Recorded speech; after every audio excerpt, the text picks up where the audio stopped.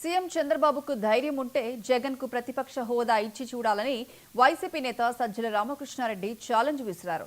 జగన్ అసెంబ్లీకి వస్తే ఆ గొంతు ఎలా ఉంటుందో వినిపిస్తామన్నారు. ప్రెస్ మీట్లలో జగన్ విసిరే ప్రశ్నలకే బాబు సమాధానం చెప్పలేకపోతున్నారని అన్నారు.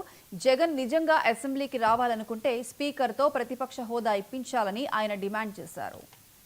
అందువల్ల నేను బ్రహ్మాండంగా ఉన్నట్టు ఇప్పుడు ఎల్లో మీడియాను ఎట్లయితే పెట్టుకొని ఒక కోటలాగా రోజు దాంట్లో నువ్వు చేసినట్టు లేదా నువ్వు బ్రహ్మాండమైన విజనరీ అయినట్టు భూతల స్వర్గం ఏపీ చేసినట్టు రాయించుకుంటున్నావు కూడా అబద్ధాలు.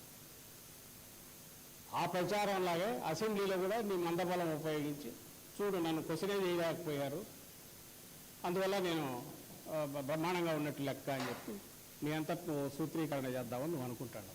అందుకోసం పొద్దుపోయిన సవాలు ఇస్తాను. సో నీకు తమ్ముడు ధైర్యం ఉంటే అక్కడన్నా ఇవ్వు, ప్రతిపక్ష హోదా ఇచ్చువు.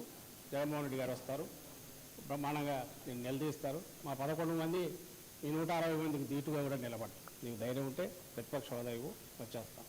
చిన్న మాట మీ స్పీకర్ని చెప్పి ఒక అఫిడవిట్ ఫైల్ చేసుకుంటారు, ఇమ్మీడియట్ వస్తారు.